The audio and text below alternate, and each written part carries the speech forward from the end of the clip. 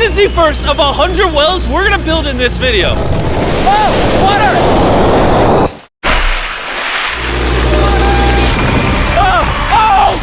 You just witnessed a small village in Kenya get access to unlimited clean drinking water in less than a second. One down, 99 more wells in Africa to go. You're gonna love this video. Combined, these 100 wells are gonna give around 500,000 people fresh water to drink. And after building some more wells on this side of Kenya, we flew south to the school system of Nairiri. And let's just say, they were really happy to see us. How's it going?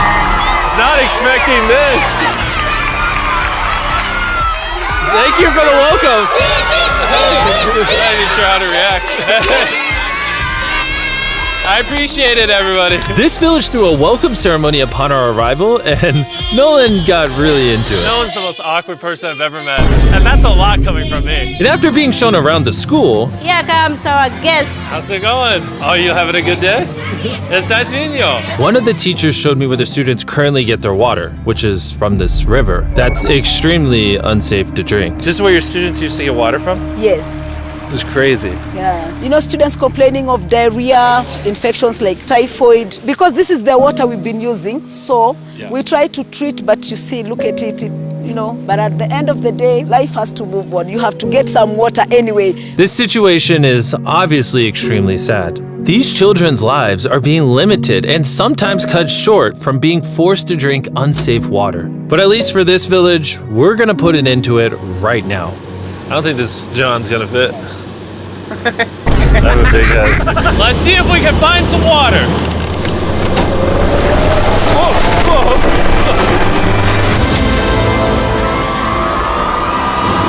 It is raining! It's beautiful! After the water comes out of the ground, it's fed into enormous barrels like this one. And once they're built into the water towers, all of the neighboring villages will not only have clean drinking water, but a pressurized water source as well. Which, in short, means no more doing laundry and unsafe water. And pull! On a scale of 1 to Nolan's mom, how heavy is it? Nolan's mom times 2! Oh God. Dude, I'll push you off of this. All right, here we go, under control. We built 20 more wells in Kenya, and after we were done, Bro has another well in. don't worry, I have more water in my other shoe. And just so you know how we built these first 29 wells, we used this giant drill to dig hundreds of feet into the ground, past the polluted sources and into an enormous aquifer of pure drinkable water. After that, we spent time installing pipes so that people all around Africa can access water from spigots like this one in Nairiri. Let's see how it tastes.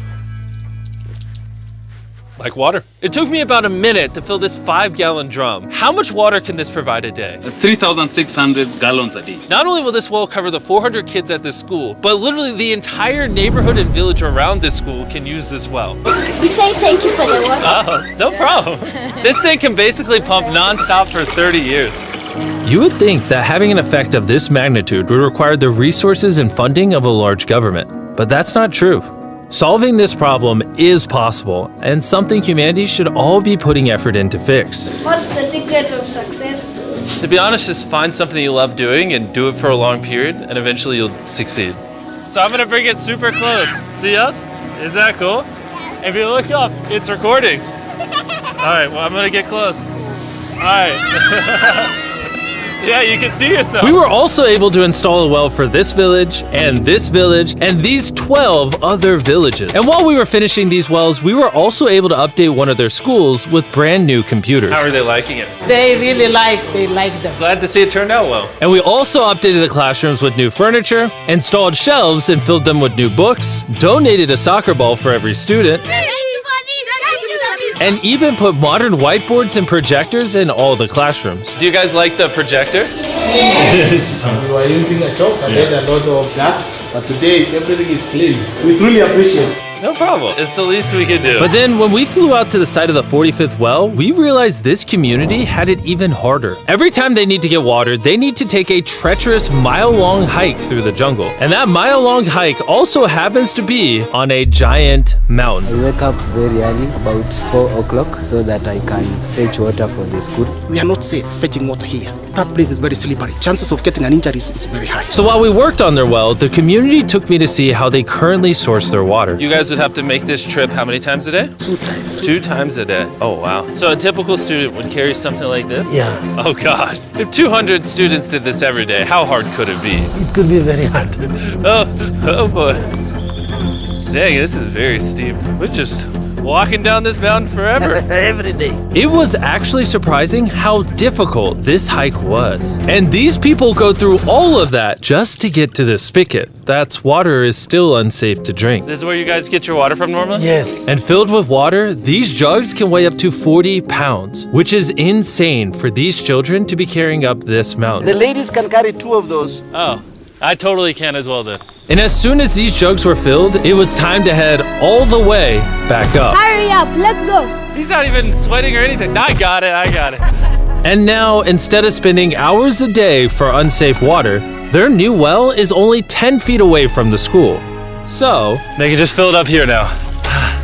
I'm too tired. And so we were on our way to the next village where we built our 46 well, but we ran into a little problem. We found out that this village is divided in half by this huge, dangerous river. It may not look like much now, but when the rainy season comes, the water comes up this high and literally swallows this bridge. And why this bridge is such a big deal is the village is over there, the hospital and schools are over there, so they're crossing this bridge multiple times a day. Despite how dangerous this bridge is, it's their only option. This river, when it is swollen, it can sweep away people, students, or even animals. In the recent past, we have lost about 3 people trying to cross this river. This loss of life is insane and absolutely unacceptable. The moment we heard about this, we knew we had to help. So while we started work on a new bridge that would let them reach their well, we then traveled over 2,000 miles from Kenya to the country of Zimbabwe.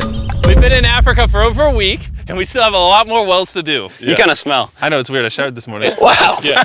If you let me finish, I can put my arms down. Can I count on you two to finish these wells with me? Yes. First on the agenda was to check out a local hospital that was in dire need of clean water. Upon entering, we learned how big of an impact this clinic had on the village. How many kids do you guys give birth to a year here? In a month, about 50. Do 600 births a year? Wow. But unfortunately, the pregnant mothers at this clinic have to walk over a mile just to get water, and then carry these heavy buckets all the way back. However, the good news is we paid for the construction of a new modern well for them. All that needed to be done now was to turn it on. All right, Nolan, are you ready? I'm ready. Over. Let me get a dramatic zoom in. Nolan, I pressed the button. Is it working? It's flowing. Oh. Do we want to go check it out? Yes. Let's do it. I love how people are immediately just getting water right now. This is easily the coolest thing ever. Nolan here is a professional dancer. Yes. He will join. How do I always end up dancing? What is he doing? Oh gosh. I won't make you watch this anymore. Besides ensuring access to clean water, a lot of the students at this village lack transportation. So we decided to give all of them new bicycles. I know it looks like a lot of kids, but we bought a lot of bikes. Full disclosure, I don't know how to ride a bike. Jimmy only knows how to give away bikes. Never learned how to ride one. Let's break in all the new bicycles. 3, 2, 1, go! Oh, everyone's passing me. Be careful, I don't know how to ride a bike. I don't want to hit anyone. You want to ride it? All right, go for it, little man. Okay. And after giving away the bikes, we continue building wells until we reach well number 69. This solar-powered well is specially designed to aid the farmers in this village by providing more than enough water for all of their crops and livestock, even during the dry season, without any electricity. Each panel is 200 watts. Then it's attached to a pump. The pump can pump 5,000 liters every hour. Basically, it's unlimited amount of water for this entire village. That's incredible. And after we left Zimbabwe, we wanted to continue to give water to communities all across Africa. So we built more wells in Uganda, Somalia, and Cameroon. If you want to see more of what we did in Cameroon, there's a whole video about that coming soon on the Philanthropy channel. Spending time in these villages really made me reflect on the importance of building wells, how it brings water to farms to feed the hungry, how it provides clean conditions for hospitals, and most importantly, how it helps the children of this next generation live long, healthy lives and build the future for all of these communities. We await a new dawn of clean drinking water. Water is life. And with some help from the locals, we finally finished a new bridge that this community can use for the next 100 years. Lives have been saved, families will come together, the worries will be gone. The 100 wells we built in this video will change a lot of lives. but not enough. Which is why before you go, I want to urge you all to go to beastphilanthropy.org/wells or click the link in the description and donate money if possible. We're literally not profiting a dime off this video. 100% of the money we raise is going to go towards building more wells like you saw in this video all around the globe. I know it's weird that a YouTuber has to do all this stuff, but someone's got to do it. And if no one else is, we're going to do it. As you can tell, it really does change the lives of the communities where we build them. And finally, well 100. Oh my God, I'm so sorry.